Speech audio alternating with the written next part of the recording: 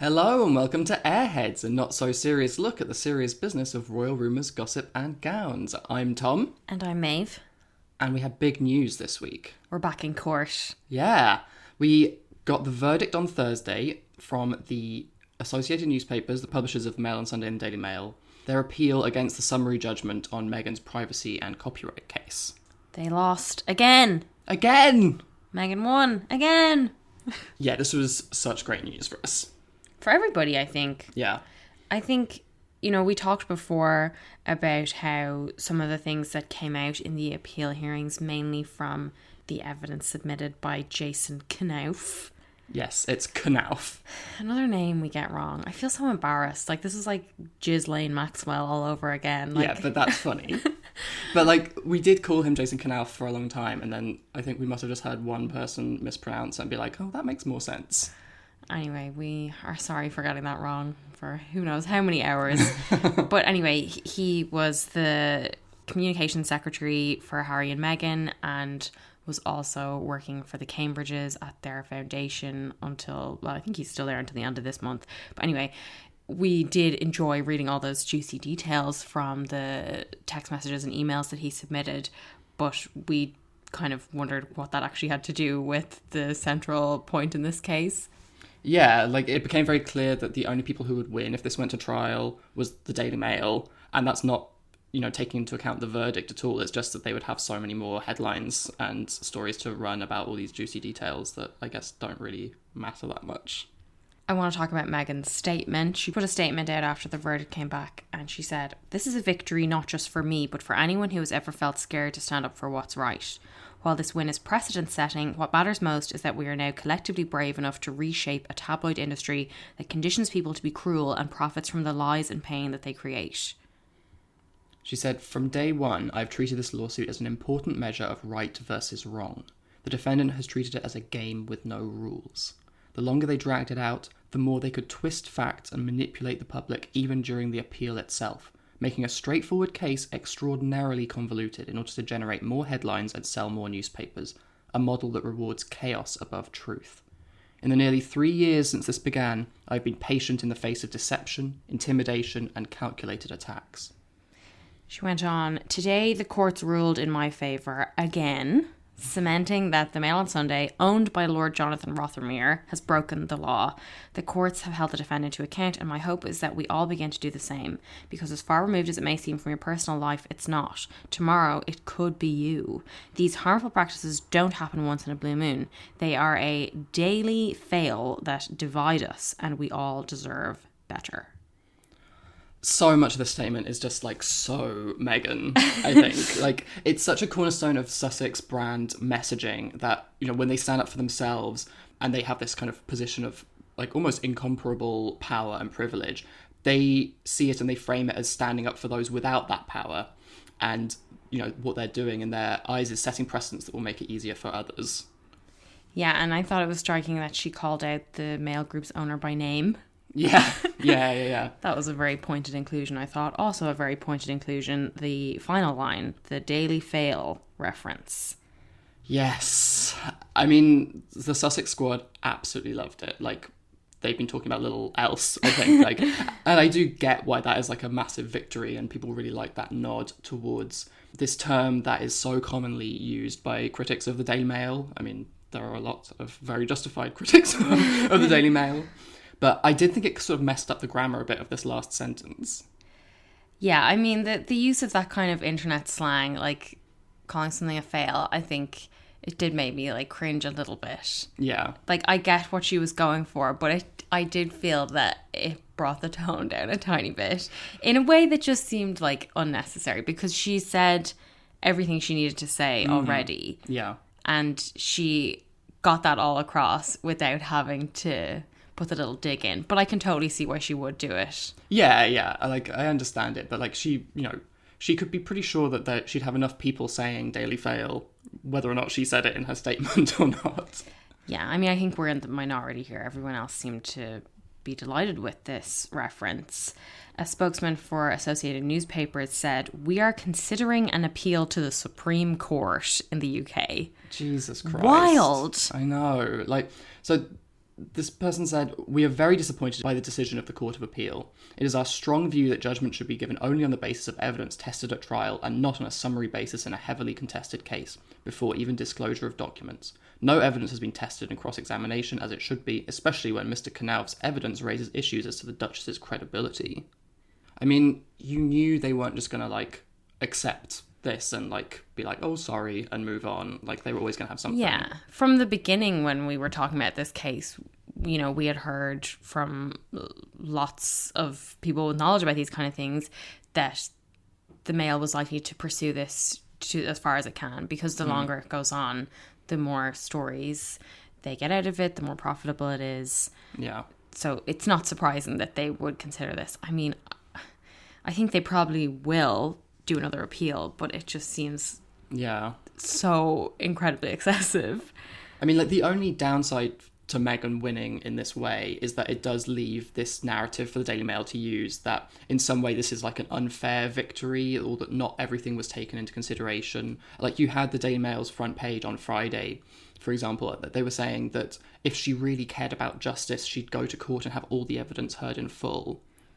I know, even though, like, multiple judges have reviewed the case, they've said this so-called evidence is completely irrelevant to the matter at hand, and decided that there is no need for this to go to court. Yeah. That it's a huge waste of time, of money, of energy, of public resources. Like, it just feels so unreasonable. Yeah. I mean, it's not clear as well what kind of financial repercussions this means for Associated Newspapers. But back in March, they made that interim payment to Meghan of £450,000 towards the cost of bringing the initial case. And that sum will now be higher because Meghan's team have had to fight this appeal as well. And it looks like they will have to publish a front page apology, the one that Meghan was promised. Usually, you may have noticed that when corrections like this appear in newspapers, they're often very small, lower down on the inside pages. So this would be very different. And I'm intrigued to see what that looks like. Yeah, I mean, my only thought is, like, if they're going to appeal again to the Supreme Court, do they get to put off the apologies until that's been seen as well? But, like, it's becoming a farce at this point, I think. But so that was very good news for Meghan and for all of us, really. More good news that happened this week was Barbados renouncing the Queen. Yeah, Prince Charles went along to Barbados this week. They had an event to celebrate the country becoming a republic and removing the Queen as head of state. We talked about this as it was sort of in development for a while, but the Queen has been head of state since Barbados became independent in 1966. So this is pretty major. Like, they had discussed becoming a republic for decades until the Prime Minister, Mia Mottley, made the move last year to, quote, fully leave our colonial past behind. Yeah, so Sandra Mason, who's the former Governor General, was sworn in as President of the new Republic, and the Queen wrote a message in which she sent her congratulations and warmest good wishes for your happiness, peace and prosperity in the future, whilst also emphasising that Barbados remains an active participant within the Commonwealth, and she looks forward to the continuation of the friendship between our two countries and peoples. We're still connected! Yeah, and she sent Charles along, which I was so surprised by when we heard that he was going. I thought, you know, they should stay out of this, but obviously they can't afford to lose that relationship or seem like they're sore losers or anything. I was initially quite shocked as well. I was like, surely they don't want to, like, turn up at this kind of ceremony. But then the more I thought about it, the more I was like, maybe it would be seen as quite, like, disrespectful not to have them there. So I do kind of see it. But yeah, initially I was like, what is he doing? Well, one thing he's doing, Tom, is he's taking unnecessary flights. Apparently, the RAF jet that took Prince Charles to Barbados also flew to pick him up so that he didn't have to drive for 2 hours to the military base where the plane normally is. This is all according to the Mirror. Oh my God. I mean, this is like yet more total climate hypocrisy from Charles. Like, if he could have driven there or been driven there in one of his, like, much talked about electric cars or even his wine and cheese powered Aston Martin, like, instead he got the jet to do an extra flight just to pick him up. Yeah, and, you know, this RAF flight also apparently uses sustainable fuel. But, like, we're not really sure what that means. Because it is still harmful for the environment because it's mixed in with regular fuel. And scientists aren't clear on what the benefits are. So it is just another example of Charles not actually being willing to make real changes to his own lifestyle, despite being very comfortable preaching to others. He went to watch the moment when the royal standard, the Queen's flag, was lowered and the presidential flag was raised in its place at midnight when they played Auld Lang Syne. And he also gave a speech in which he also emphasised the friendship between the UK and Barbados, saying, "I will always consider myself a friend of Barbados." He's Just presumptuous. Yeah, he's just going to get less free trips there, I suppose. He also said, "From the darkest days of our past and the appalling atrocity of slavery, which forever stains our history, the people of this island forged their path with extraordinary fortitude. Emancipation, self-government and independence were your waypoints. Freedom, justice and self-determination have been your guides." I saw people saying, like, fair play to Charles for even mentioning slavery. That's but a pretty brief mention. Yeah, pretty brief mention, and it doesn't, it stains our history, of course, but it also filled the royal coffers. And, that money was paid to slave owners, not to the victims and survivors of slavery. Like, it was very frustrating because it's like a typical royal thing of like addressing an issue without actually addressing it properly. Yeah. The president presented Charles with the Order of Freedom of Barbados, which is the country's highest ranking honour as well. Okay. So yeah, they really wanted to express that this was an amicable split. But I have to say, I find this all very weird, like Charles being there. Because, Barbados cutting ties with the Queen is bad news for the monarchy, whatever way you look at it. Yeah. But Charles and the Queen are trying to make the best of it and act like they're, even happy for Barbados and congratulating them on this. Because, they have to maintain this bond.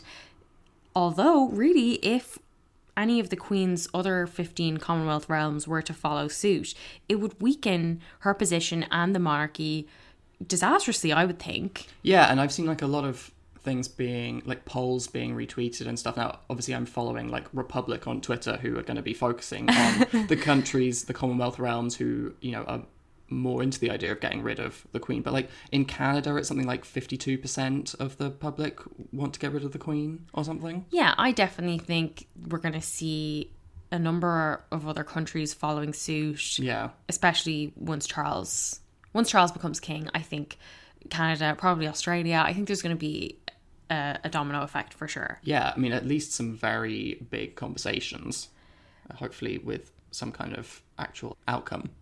A reader asked us, what do Commonwealth countries get out of staying with the royals? What are the benefits? A very good question. I think it's first worth mentioning because I noticed there was a little bit of confusion about, being a Commonwealth country versus being a Commonwealth realm. Yeah. So there are 54 Commonwealth countries, but only 15 of them are Commonwealth realms, which is when the Queen is your head of state, which is what Barbados was until recently, but it still is a Commonwealth country. Yeah. So the Queen is the head of the Commonwealth regardless, so you can't really escape her. Yeah, and Charles has been announced as the next head of the Commonwealth after her, although it's not like a rule that whoever is the monarch in England, in the UK, is automatically the head of the Commonwealth. It just so happens that he's going to succeed. Yeah, and there was some kind of discussion about, maybe it won't be Charles, but then, it was Charles. In terms of the benefits to being a Commonwealth country, ostensibly it's that the countries pledge to support and lobby on behalf of each other. And this was, clearer in the past when, for example, in the 80s and 90s, the Commonwealth campaigned for debt relief for the poorest countries, and they do things like that to support each other. But also there's purported economic benefits in the form of trade links, though I have seen critics point out that the research on this trade advantage isn't particularly robust. Right, okay. That's sort of beyond our expertise, so I can't really say, but that's what I've heard. Yeah, and I mean, whatever these benefits are, it's not, it seems, affected in any way by whether or not the Queen is your head of state. Yeah. Like, the Queen's website says that her role as head of Commonwealth is an important symbolic and unifying role, and as head, the Queen personally reinforces the links by which the Commonwealth joins people together from around the world. But she does this for all the countries within the Commonwealth, not just the Commonwealth realms. Yeah. And also, like, the main way she reinforces them is by visiting the countries, as far as I can tell, and, like, she's not going to be, like, jetting around the place anytime soon. And she hasn't for many years. Yeah. So, like, this is basically all to say there is no obvious and clear benefit to having the Queen as your head of state as a Commonwealth country. Like, she'll fulfill all the same duties regardless of whether she's head of state, except you will be independent and free of the blight that is the monarchy. I think definitely the benefit seems to be more for the royals. Yeah. Because it allows them to maintain this sort of semblance of empire, because almost all of the countries in the Commonwealth were formerly under British rule. Yeah. So, you know, we've talked about this before, Empire 2.0 kind of thing. Yeah. So, you know, I think it would be very interesting if somebody actually did some very comprehensive research onto the function and benefits of the Commonwealth today. Yeah. But, you know, abolish the monarchy is the key message. As always. Yeah. It must have been nice, though, for Charles to get to piss off to Barbados and hang out with Rihanna because he found himself in some hot water over here. Yes, we got an update on the Cash for Honours scandal, the one that rocked Charles's Prince's Foundation earlier this year, and which we talked about on the episode that it also included our discussion of Fergie's Mills and Boon novel, Yeah. For a Compass. That so book club episode. Yeah, you can go back and listen to that if you want. But the result of that was an independent investigation by Ernst & Young, which this week revealed it found email evidence that Michael Fawcett, who was Charles's closest aide, had coordinated with fixers in a bid to land an honour for a donor to one of Charles's charities. They summarised their findings.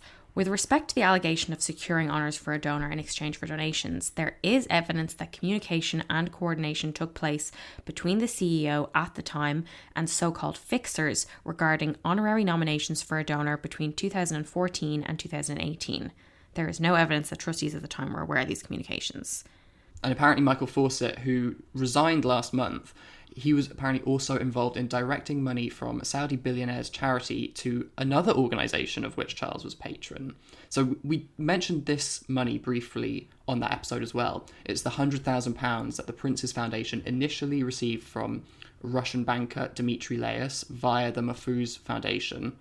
But Charles's Charity Ethics Committee rejected the money and returned it to the Mahfouz Foundation, who then apparently sent it to another one of Charles's charities, the Children and the Arts Foundation. The children! Don't bring the children into this, Charles. But that charity doesn't even exist anymore. It's now defunct. I feel like I've never heard of that before. Yeah. But yeah, in case the Mahfouz Foundation sounds familiar, it was set up by a Saudi billionaire, Mahfouz Murray Mubarak bin Mahfouz, whose son is the one who's at the centre of this Cash for Honours scandal. He's the one who got the knighthood. It's a real tangle, isn't it? Anyway, Clarence House spokesman said that Charles was grateful to the independent auditors for reviewing these procedures. I'm sure he's really grateful. It is important to His Royal Highness that the charities which bear his name operate to the highest standards in accordance with rules established by charity regulators. We are taking this opportunity to reinforce guidance to these charities, particularly in respect of their relationships with supporters.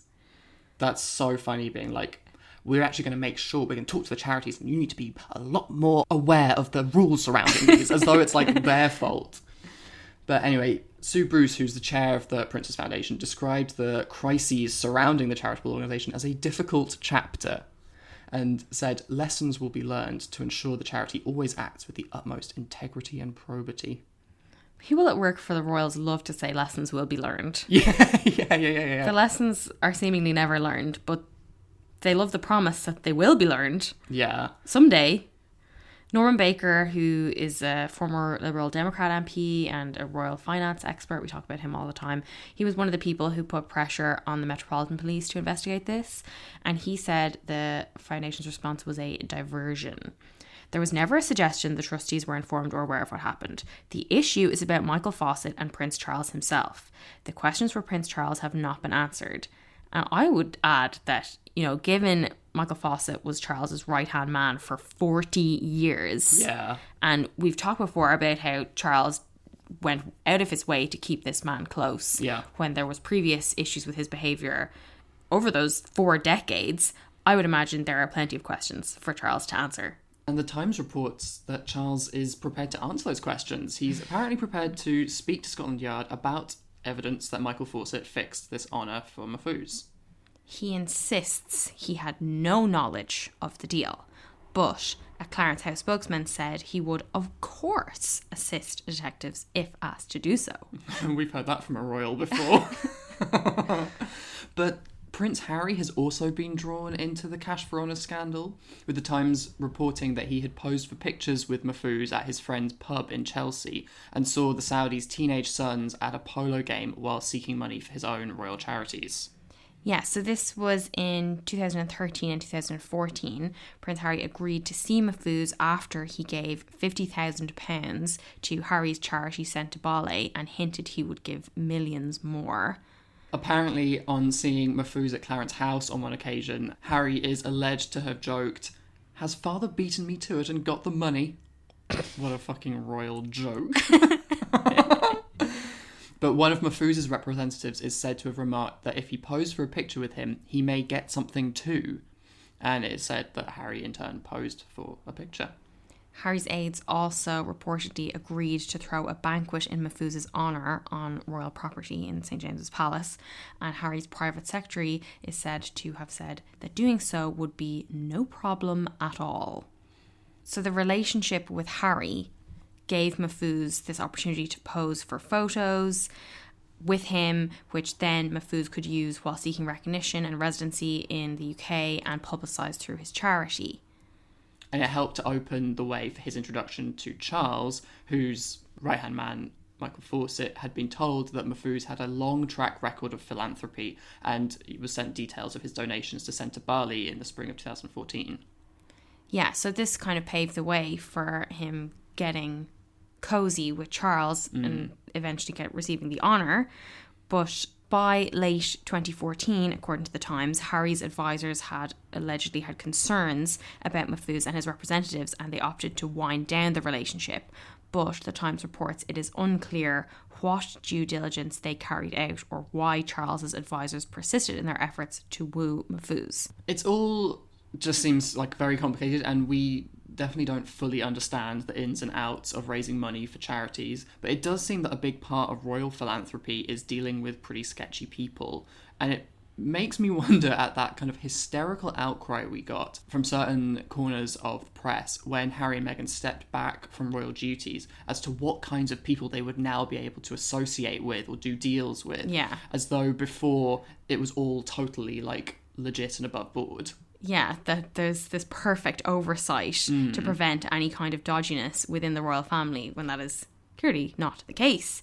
But, you know, I don't know what to make of all this. Even if Harry didn't do anything wrong in his relationship with Mahfouz, I still think it's not a good look for him that his charity has links to this man and now indirectly to this Cash for Honour scandal. But at the same time, it's pretty interesting to wonder where this information came from and who may have put it forward, because it doesn't seem to me to have been part of the main investigation.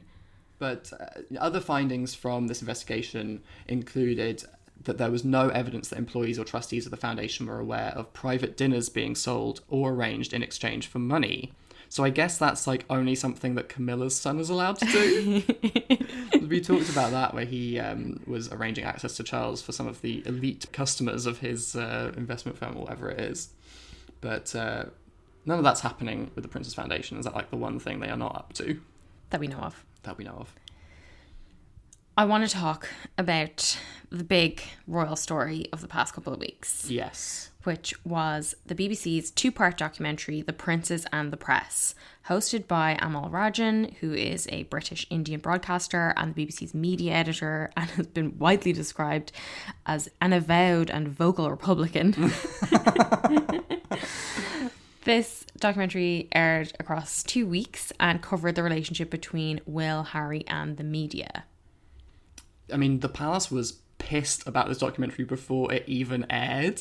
Like, there was this massive overreaction from them. Like, the BBC declined to give the royals a preview of the documentary. They wouldn't let previews be made available to the rest of the press, and they turned down requests to interview Rajan and the series producers before. And yeah, even before it aired, the Queen, Prince Charles and Prince William threatened to boycott the BBC if they were unhappy with the documentary, which, you know, I think we can just say now that the never complain, never explain mantra is totally null and void. Yeah, yeah. These people were complaining on the front page of the Mail before this documentary had even aired, just guaranteeing that everyone was going to watch it. It provided so much publicity for this documentary. Like, it is quite possible that we wouldn't have watched this if it wasn't for that. And the BBC did provide the royals with a right of reply, which is obviously standard practice and very fair. And I think it's crazy that people are saying the royals should have been allowed to see this documentary in full before it aired. And I think, you know, we're seeing this argument in tabloid newspapers as well. Like, do you think they're sending their full stories to the palace before they publish them to get the okay? That would be enormously unethical. Like, it's just madness. Like, why the royals should be entitled to more leniency than anyone else is beyond me. But the BBC documentary included this statement from Buckingham Palace, Clarence House and Kensington Palace, where they said, a free, responsible and open press is of vital importance to a healthy democracy. However, too often overblown and unfounded claims from unnamed sources are presented as facts, and it is disappointing that when anyone, including the BBC, gives them credibility. It's so funny that, like, they're complaining about unnamed sources as though, like, that isn't, like, a cornerstone of journalism, that you protect your sources, especially from institutions at the very top of society who don't want information to get out. And especially when unnamed sources are the thing that the royals rely on the most. They traffic in unnamed source quotes. But, like, really importantly, this documentary isn't actually about these things that may or may not have happened. Like, it is, you know, scrupulous about recognizing that the truth is, like, in many cases impossible to find out with the royals, and in a way irrelevant, because what the show sets out to do is to look at the mechanisms by which stories are told, how they reach us, and who benefits from their telling. Yeah. And it includes a ton of royal reporters, authors, Samantha Markle for some reason. Also, on the Sussex side, there is Meghan's lawyer, Jenny Affia, and one of Harry's friends. But no one on the Cambridge side. They do have one of the Queen's former staffers who I think gives like one quote. Yeah. But yeah, there's not really like a friend of Will or anything like that in it. At the end, though, there is a title card that says the BBC did approach Kensington Palace about speaking to a representative. So, you know, they can't really say they didn't get a fair right of reply. Yeah. They turned them down. But then after the first episode aired, The Sun reported that the Cambridges had banned the BBC from airing Kate's Christmas Carol concert special, something we had never heard of before. Yeah. But they're taking it to ITV instead. Take that.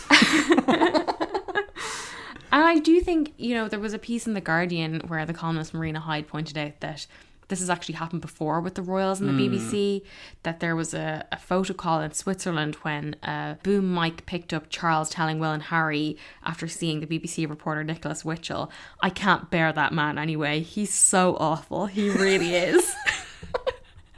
It's so funny. You can just hear that in Charles's voice. It's so Charles. But, like, what is notable is that apparently Charles, like you said, punished the BBC for picking this up. Apparently they weren't called upon in press conferences, and a documentary about Camilla was given to ITV, amongst a few other things, which Clarence House denies. But Marina Hyde puts it really well. She says, if they are overheard calling you awful, you get punished. I can't help feeling something rather similar is happening with the continuing saga of the Rajan documentary, in which the behaviour of the royal households and some newspapers will ultimately be found to be the fault of the BBC. Yeah, and, you know, we talked before about how, you know, it's strange when we see the royals continuing to work with the Daily Mail after all of the nastiness it levelled at Meghan, after it's been in court with Meghan. Yeah. And, you know, it seems that they believe that is a relationship that they can't lose, that it's too valuable to them. But for them to think that this work with the BBC is expendable is striking to me. Yeah, I mean, I do think, like, we'll get onto it when we talk about what the documentary has to say about the relationship between the royals and the press, but, like, you know, the way the tabloids and Daily Mail in particular drives narratives and conversations around the royals, like, to a greater extent, I'd say, than the BBC, it does make sense to me that the Cambridges would rather have them on side. We talked in the last episode as well about how Meghan was reportedly monitoring how positive her biographer Omid Scobie's coverage of her was before deciding whether to invite him to engagement. And we were speculating that that was standard practice among the royals, but this whole thing confirms it. Yeah, absolutely. But also the BBC was reportedly spooked by this. Yeah, the Mail claimed that the BBC had succumbed to pressure to edit the second part of the documentary at the last minute, and that they also postponed a companion podcast, Harry, Meghan and the Media, which was also hosted by Amal Rajan. And the BBC posted a trailer for that on November the 22nd and promised that it would not shy away from any controversies. But now, according to the Mail, that has been pushed back if it ever sees the light of day at all, which is so disappointing, I think, if it's true. I mean, you know, we could say that and then tomorrow the podcast might come out. We don't know. Exactly. Yeah, they haven't said anything officially about it. But the host, Amal Rajan, has come under fire from the press too since the documentary came out. And I think, it's pretty clear that the press are annoyed at how the British press machine is represented in this documentary. But as is often the case, they pretend it's out of concern for the royals and the Queen and stuff. But Marina Hyde's piece in The Guardian that Maeve mentioned is really good on the situation, as a whole, and in particular the hypocrisy of this kind of press reaction. She said, "The Sun and Mail have called loudly for the smelling salts over this look at the prince's relations with the media, citing such outrages as the documentary having annoyed members of the royal family, and Rajan's previously expressed Republican views. On both counts, so what? Everyone has views, and it's pathetic of so-called free speech nuts to pretend that they haven't. He certainly didn't push them in the programme. Even accounting for their long-term interest in attacking the BBC, we have to wonder why the enemies of cancel culture are trying to cancel him for it. Given that the only human right they care about is free speech, this seems an awkward spot to be occupying." Completely agree. Yeah, so true.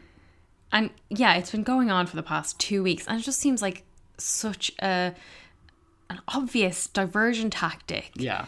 And it's so frustrating to see, because I enjoyed this documentary a lot. Yeah. And I think, you know, I kind of wish it had been twice as long, because there are some moments that are sort of glossed over, like the leaking of the news that Harry and Meghan were planning to leave to the Sun, and also Meghan's case against the Mail. But as well as that, you know, I think it's really interesting that the interviews with the various contributors were mostly conducted in November 2020, which is obviously months before the Oprah interview, and the bullying complaints against Meghan were made public. But they essentially confirm that the royals are regularly briefing against each other. Yeah, and that was the most exciting thing for us, to see people coming out and saying that on record. And that, I think, was the main fear that the palace had, that it would confirm these briefing wars. But yeah, we should get into the documentary itself. I know a lot of our listeners in America have found it hard to watch this. There's no official way to do it. I think the way most people have watched it outside of the UK is either finding it on YouTube or watching it on the BBC with a VPN. Okay, yeah. But we'll go through a lot of stuff from it. We're not including everything because it was really crammed. Yeah, there was a lot in it. But I think we should start, as you're saying, about this kind of competing households briefing against each other kind of business. When we were watching it, we were really on the lookout for things that would piss off the royals because of all the kind of hubbub that had preceded it. And this was the main thing that stood out to us. It's the way it confirmed and discussed openly the practice of royal households briefing the press, particularly in ways that put themselves ahead of other royal households. Yeah, there was one particularly good line where Rhiannon Mills from Sky News said that Prince Charles will sidestep questions about his kids getting involved in his charity work. It's so funny, so petty.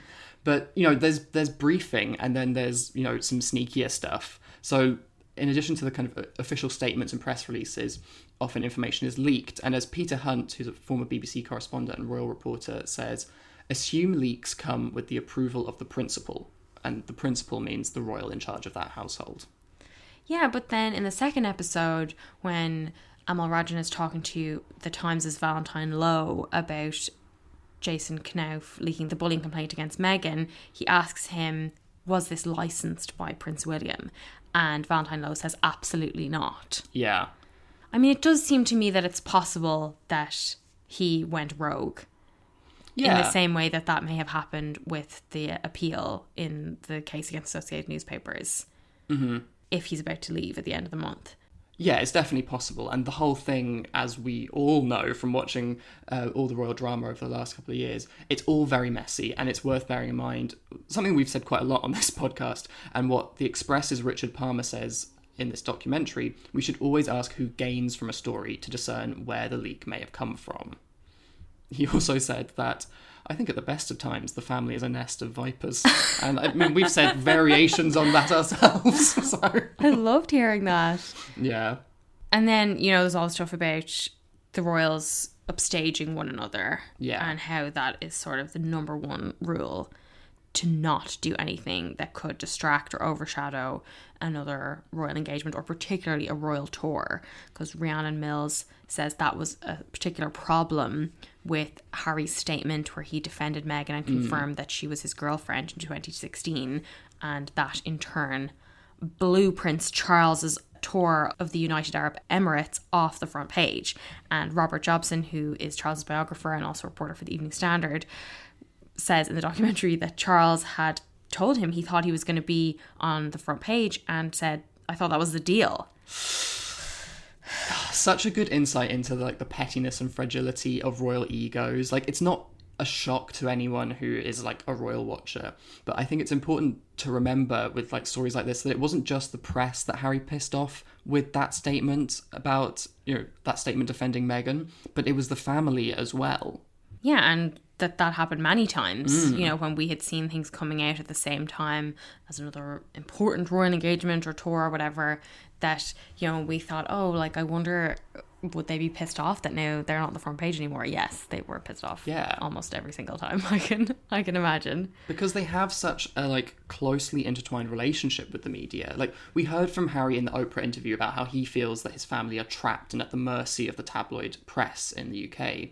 But Anna Pasternak, who is an author and has written for Tatler, she says in this documentary that the reality of it is more complex, and that the level of manipulation from the palace is much greater than people would believe. And, this point is borne out by the fact that the royals are not letting the BBC show Kate's Carol concert in this very instance of this documentary coming out. But, what the documentary does really well is show that there are these two huge institutions, both of which have done and continue to do some really awful things, and both of which make the occasional good point. So it is kind of complicated. Yeah, and as Amal Rajan puts it, the press allows the royals to renew their emotional contract with the people, which is the unofficial consent process in which the British people say it's okay for you to have all of the luxury and privilege that you have because we like talking about you and hearing about your babies and all that kind of stuff. While at the same time, the press makes money and gets content through newspaper sales and adverts. And we all know at this point about how this commercial drive in areas of the British press shaped a really toxic culture in some outlets, and that for certain newspapers the coverage of particular royals and particular activities is dictated by how much money they can make from it. Yeah, the documentary features a private investigator who says that while Harry became the new Diana, this was in their 20s, Will was nothing, I think is how he puts it, so blunt. And that when Will was on the front page, the papers and tabloids didn't sell. So it was Prince Harry and his girlfriends who got the full force of the invasive press actions. This is talking about phone hacking and things like that. Yeah. And, and just swarming them on the streets as well. Yeah. But that they do get into the pre-Meghan stuff as well, basically is what I mean. Yeah. And that this further shaped Prince Harry's attitude towards the press that was obviously so influenced from the treatment of his mother at a formative age. Yeah, and so they interviewed Dan Wootton, who's the Sun's former executive editor, and he said that tabloid reach is bigger than it has ever been now, and that the Sun and the Daily Mail are driving the conversation throughout the day. And Amal Rajan notes in particular the role that columnists have compared to reporters in shaping narratives. So that's the people who are writing opinion pieces rather than reporting straight facts. Yeah, and I think, we've seen a real shift in media literacy in the online age. And I think a lot of people, even sometimes when people send us things, people will treat an opinion piece as if it's a news report. Yeah. And that's something that he tries to underscore to know the distinction between those two. And when, you know, it can be different. Like, you know, when you're reading something in print, it's often like the pages are designed in a different way to communicate that something is a comment piece or an opinion piece rather than a straightforward news report. But online, I think that line gets a lot more blurred. Yeah. And people think that an opinion piece is expressing something that is objectively true, or that publication is presenting as objectively true in a way that I think can be quite confusing for people. Especially when, you know, there was like so much speculation, say, about like the refurbishment of Frogmore Cottage, and there were like things reported that were incorrect, but then made that, you know, informed opinion pieces. So it kind of links them all together, certainly for like the more casual reader, or even like a fairly well-informed reader, I think, when you're kind of going through all of that. But like in terms of, you know, this idea of who shapes the narrative and who wants to be in control of the narrative, the royals are trying to do that as well. Oh, yeah. Like, Omid Scobie was interviewed for this, and he, while talking about Thomas Markle and the staged paparazzi shots, said that everyone involved wants to control the narrative, but someone like Thomas Markle just doesn't have the mechanism around him to do it in a sophisticated way. Yeah. And that's so true, because we've seen similar tactics from all the younger royals in terms of using paparazzi shots. It's just harder to catch them out because they have, you know, better teams who are much more practiced at getting this kind of thing done. But the documentary points out, I guess kind of something which is fairly obvious, that there is a real generational divide in the UK in terms of like your opinion of Meghan. And the older you are, the more likely you are to have a negative view of her. And also, as Amal Rajan points out, to buy a newspaper. Yeah, so the editors know their audience, their market. Exactly. And that is really reflected in how Harry and Meghan were represented in the press and how that story went. Yeah, I thought it was so fascinating in the first episode where Amal Rajan is talking to these white reporters as a British Indian man about the issue of race. Yeah. And he pushes them on it, which I think is really good. It sort of isn't really much of a factor in the second episode, I thought. Yeah. They didn't really get into it as much. But yeah, in the first episode, you have Camilla Tominey from The Telegraph, Richard Palmer from The Express, and Robert Jobson from The Evening Standard insisting that race was not a factor with Meghan, that they weren't interested in that about her at all.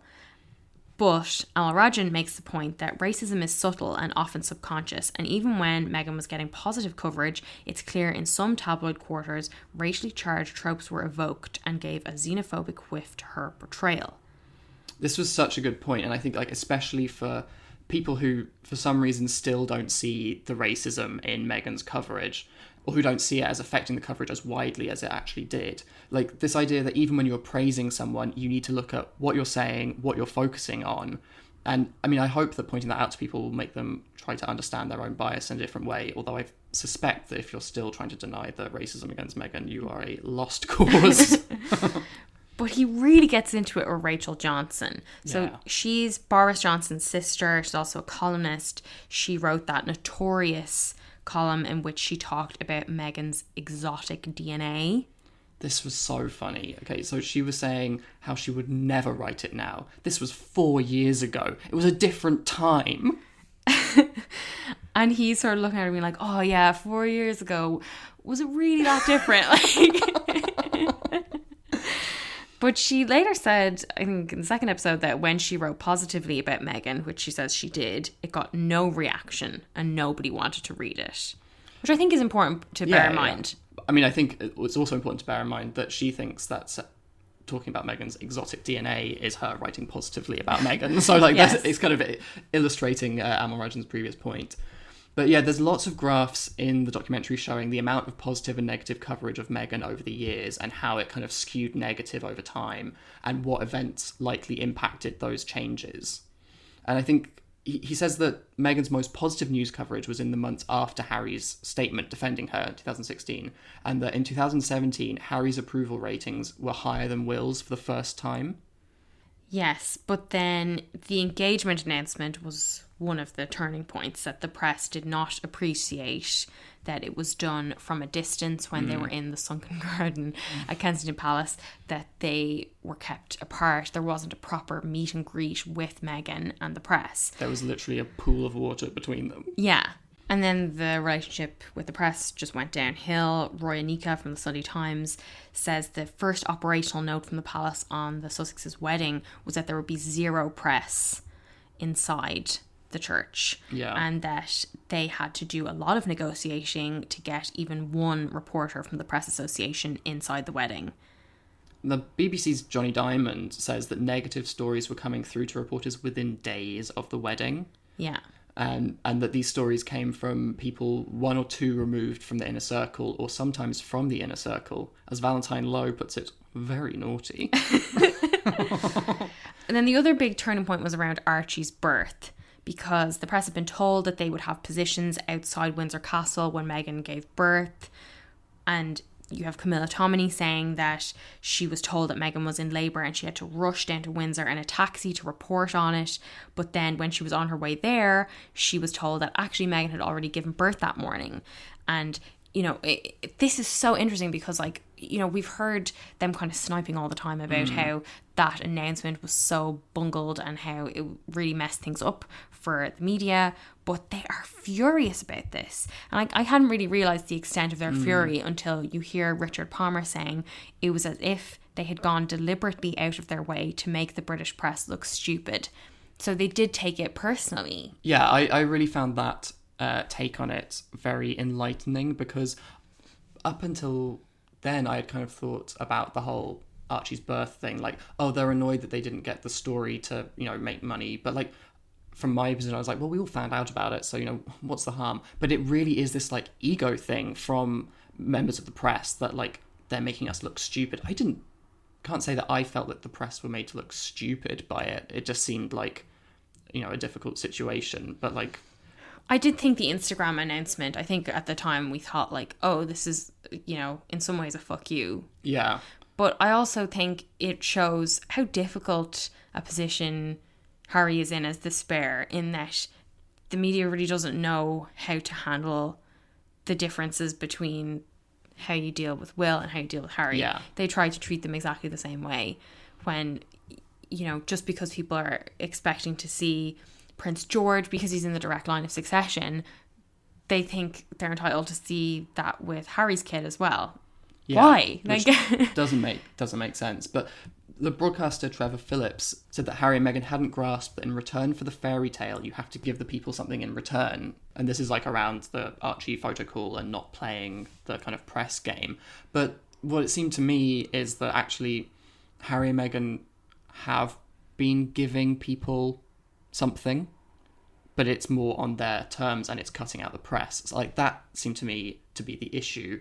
It's not necessarily the contract with the people that is at stake, it's the contract with the press.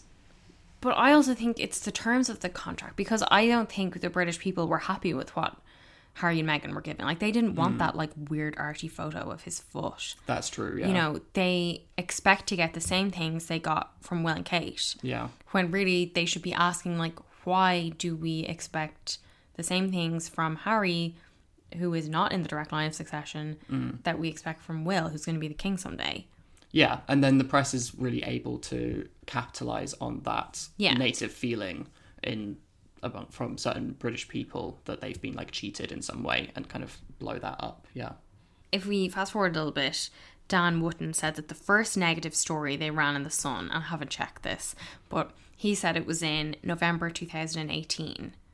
I think they ran that story about Meghan being on Pornhub, but anyway, that was much earlier. But he says this story in November 2018 was the one about choosing Meghan's wedding tiara, where we got that now famous bit of Harry saying what Meghan wants, Meghan gets. Yeah, and Amal Rajan says that this is the story that opened the floodgates for more negative stories about Meghan. But, like, even with this first one, there are discrepancies in the accounts. Like, Robert Jobson says that the Queen reprimanded Harry about his own behaviour for shouting at a member of staff, while Dan Wootton says that the Queen reprimanded him about Meghan's behaviour, which is a huge difference in this story.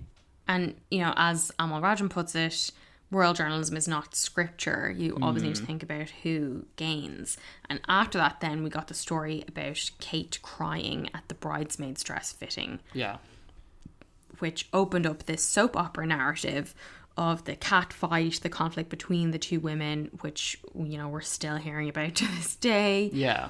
And they have brand watch figures that show coverage for Meghan turn negative after this story in November 2018 that had been largely positive up to that point, but then it really took a dive.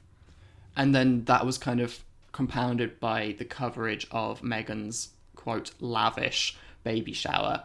And you have Ian Hislop, who's a private eye, but I think someone referred to him as like possibly reputedly the most sued man in the press or something. But he made an interesting point saying that Meghan made us jealous of royal privilege on this baby shower. Like, our royals aren't meant to do fun things that we want to do. We're meant to think that they're really boring. I mean, there was a lot more going on than that with the coverage of the baby shower, like, especially a feeling from certain parts of British society that, like, why has this black woman got things that I haven't got? Yeah. But I think this is an interesting extra layer to that. Yeah, because, you know, as he puts it, like, the royals make us forget all of their extreme luxury by convincing us that, you know, what they're really doing most of the time is wearing this scratchy tweed in like a cold, leaky castle in the middle of nowhere. And if the British people start to realise that's not the case, they might start to question, why do these people need our money at all? Yeah, exactly. But I mean, we all know how the Sussexes' relationship with the press went from there, and also their relationship with the rest of the royal family. But we were really surprised, well, I was really surprised to see Jenny Afia, Meghan's lawyer, in the documentary at all. Like, when she appeared, I was like, oh, wow, the Sussexes are making sure they are represented. Yeah. But yeah, she was on hand to correct a few details from the Sussex perspective. In particular, she was talking about the way the tabloids go on and on about Harry and Meghan wanting privacy. She says it's not the Sussexes who have said they want privacy, it's something the tabloids said they wanted that has latched on. And she added that it doesn't mean that you then become some kind of Trappist monk, take a vow of silence and you're not allowed to discuss anything. That's not how privacy works. Privacy is about the right to own and control what personal information you choose to share with somebody. Yeah, and as well as that, there was a bit where Omid Scobie was saying that someone on the royal beat had asked him if he was on Team Cambridge or Team Sussex. And he was like, oh, do you have to choose? But he realised that you basically do have to pick a side because the briefing wars are so bad. Yeah. And, you know, I really enjoyed that Amal Rajan brought up the Cambridge's budget flight to Balmoral around the time that Harry and Meghan were getting all that heat for taking so many private jets in connection with this. I thought Camilla Tominey had such like glee in her eyes when she was talking about this, about how it was like this opportune moment and they just so happened to be getting this flight to see the Queen at a time when she had been snubbed by the Sussexes. But she wouldn't, and neither would anyone else, admit that this was a PR stunt. Yeah. She wouldn't go that far. Even though... That was clearly the implication. Yeah. And like, for me, I can't see a clearer example of a PR stunt. But... you know, this kind of brings us to Will's relationship with the press, which is very different, as you would expect. And I think, you know, they point out that actually Will and Harry had a very similar relationship with the press up to a point. Yeah. And then Harry's relationship became much more acrimonious. Yeah, and like, just at the time that Harry was kind of distancing himself from the traditional practices designed, you know, to favour the royal rota and things, according to Robert Jobson, Will was hiring government communications advisors to help him get a better relationship, specifically with the tabloids. And like Rhiannon Mills says that he invited journalists in to meet him, which is like that's like a classic royal thing to do, is to like invite journalists into like royal spaces to make them feel important and welcome and everything. We've seen that when we've talked about like Edward, I think, before. Because the BBC broadcaster Andrew Marr says that Will takes a more political approach to media relations, and he says that politicians are actually jealous of the success of the monarchy in keeping the media at arm's length. But I thought, you know, there were bits that stood out to me, like the glowing reports of Will personally explaining details to the press on his Pakistan tour with Kate in 2019, you know, off the record. But I was very surprised because I assumed, like, they said that he was explaining like why they're going to Pakistan and what is important to him on the itinerary and talking about security and all that kind of stuff. And I thought that would really be something he'd leave up to his team. But clearly he knows the importance of having the press on side, and, you know, I guess it's possible that he's more engaged in these kind of things than I've been led to believe or assumed. But at one point, he even invited the press up to the front of their plane to thank them for coming and told them, according to Rhiannon Mills, you should all take this as a group hug. Group hug is like so embarrassing. Like, what the fuck? It's like so underhand as well, I think, because this was just a few weeks after Harry and Meghan had announced their legal action against the Mail. So he was making it clear whose side he was on, and it wasn't his own family. It was during this tour that all the promos were coming out for Tom Bradby's documentary about Harry and Meghan's tour of Southern Africa, and apparently Will and Kate were visibly upset by them. Like, Johnny Diamond said that he heard Will was very, very unhappy with the documentary, but the palace response was that he was very, very worried about his brother. Yeah. And it's like, comes as no surprise to me that, you know, Will's like really toxic comments about his brother's mental health are just a translation of his anger at his brother's actions. Like, comes as a surprise to no one, I would have thought. And Rachel Johnson as well talks about how the press will lap up any crumb they can get from the Cambridges, and that really, in the media's eyes, Kate cannot put a foot wrong. I mean, I know I'm stating the total obvious here, but she said, like, of course Kate's going to get an easy ride. When was the last time you read a negative piece about Kate? Which is the, like, boom, segue into the Tatler piece. Oh, this was so good. Like, the Tatler story was, as you guys know, one of our favourite things from last year, and it was great to hear from Anna Pasternak, who wrote the piece. She talks about how she was writing for Tatler, so there was a snobby tone to the piece, and she thinks now that maybe she's a bit outdated. I mean, that's just Tatler's style. Like, Yeah. they're not changing that anytime soon, and I don't think its readers want it to. And as we said at the time, like, for the royals to be like, you're being snobby is, like, totally fucking ridiculous. But both Anna Pasternak and Ian Hislop from Private Eye speculate that the issue with the piece was the classism and the Carl Middleton paragraphs. No one says anything about Rose Hanbury, which that piece was also removed from the story, which, you know, I don't know how they could have possibly brought that up in a way that wouldn't get them, you know, sued to high heaven. And also dragging in Rose Hanbury, who's like a civilian. It does seem fair enough to me that they didn't mention that. But apparently, according to Anna Pasternak, the conversations about the piece went on between Condé Nast and the palace for 5 months.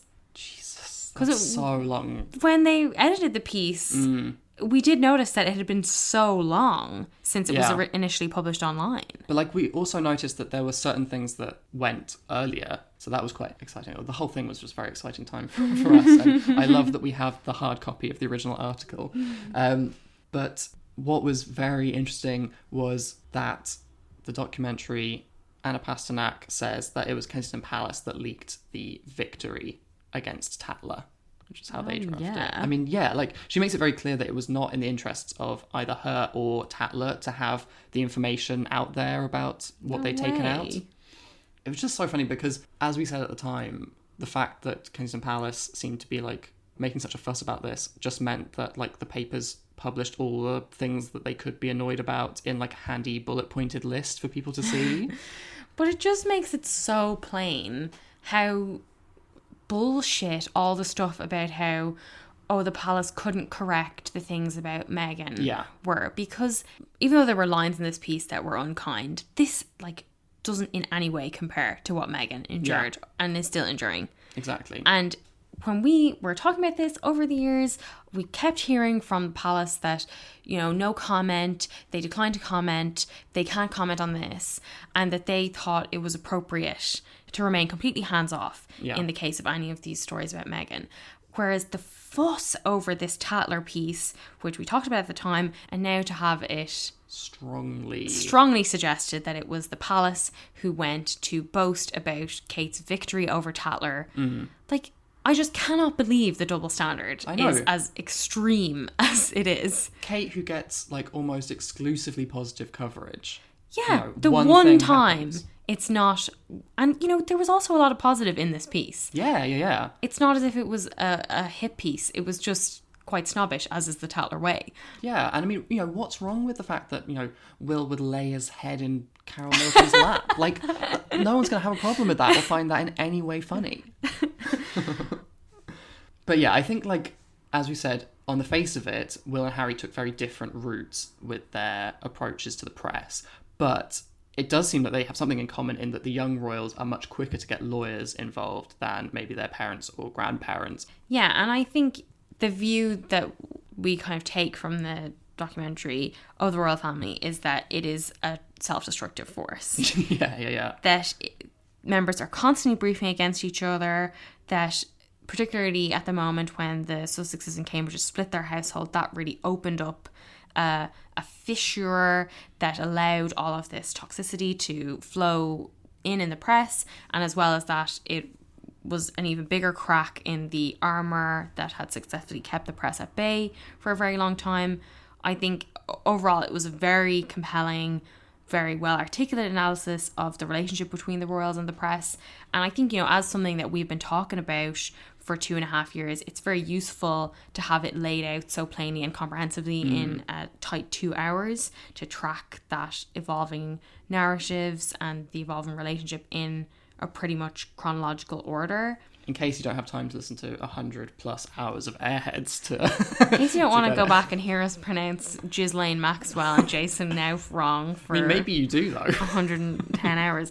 But I think the documentaries end on an important point, something that you and I have tried to express, not nearly as eloquently as he does here. Yeah. But that in royal journalism, the truth is hard to ascertain. And what matters is whose version you believe. Yeah, like as royal watching has become like increasingly so divided, there is a Sussex truth, a Cambridge truth, a Clarence House truth, etc., etc. And like those who are sympathetic to that particular royal will often believe their narrative without question. Yeah, and I think we often hear from people who ask us like, why are you talking about this media story as if it's true? And, that's what we're trying to say as well, that it's not about what's true. It's about trying to figure out like who gains from this story, who is trying to control the narrative and why. Yeah, absolutely. But after the first part of the documentary aired, Kate Middleton visited a secondary school in Harrow called Nower Hill. She was wearing her new uniform of the trousers with a matching top and an open coat. In this case, they were in quite a bold fuchsia colour. Yeah. Which I thought was quite a loud colour to wear in the midst of all this controversy with the documentary. But Tom and I were particularly obsessed with a video on social media that caught a pretty candid moment from Kate. Yeah, it appeared to show one of the 13-year-old students asking her, "What about Harry and Meghan?" And Kate responding by rolling her eyes and asking, "What else?" I think it's very difficult to hear this video, obviously noisy classroom, and it's hard to figure out what the context is. Like, some people said that Kate had asked the kids who was their favourite royal. I find that very hard to believe. Yeah. Also, if she had, I would imagine that her follow-up question would be who else, not what else. Yeah, it doesn't quite make sense. But I think in the first instance, that would be a question that the Cambridges would not approach at all. And I'm just so curious about this video because I've only seen it on social media. I haven't seen it reported in any reputable outlets. So I am a little bit wary of, who's to say if something's been doctored or how we can't verify it ourselves. Yeah. But I do think it's so fascinating to see this exacerbated side of Kate, this very real side of Kate at the mention of Harry and Meghan. Yeah. Definitely. It reminded me of that, my favourite clip of Kate from when she is doing the wrapping paper. Yeah. And the woman says hurry up or something. Or tells her she's doing it wrong or something. And oh, shoot, no one would ever say Kate was doing it wrong. She doesn't put a foot out of line. Sorry, I forgot. But I do think the woman says hurry up people or something like that, and Kate rolls her eyes, and it's just wow, an extremely rare glimpse of the real Kate. Yeah. And I have to say, if there was a clip of Meghan rolling her eyes at the mention of Will and Kate, it would be splashed everywhere. Yeah. You just would saying. Never hear the end of it. Next time, we will be back for one more episode. We said this would be our last episode, but actually we're going to have one more. Yeah. Because we have to talk about Kate's surprise Christmas carol service that came out of nowhere and caused this huge fuss, which I imagine will be very nice because it's in Westminster Abbey and it's happening next Wednesday. And I don't know when it's being aired, but after it airs, we will do a little recap of it, and we will also look back on our top 10 moments of 2021. Very exciting. I'm so delighted that Kate has given us exclusive access to this Carol service after the BBC was so rude to her. But until then, take care. Thanks for listening. And have a great week. Bye. Bye. This is not the official machine briefing stuff. This is people leaking stories who may be one removed from the central action, I don't know, two removed even, or possibly they're right at the centre of the action, they're being very naughty. Who knows?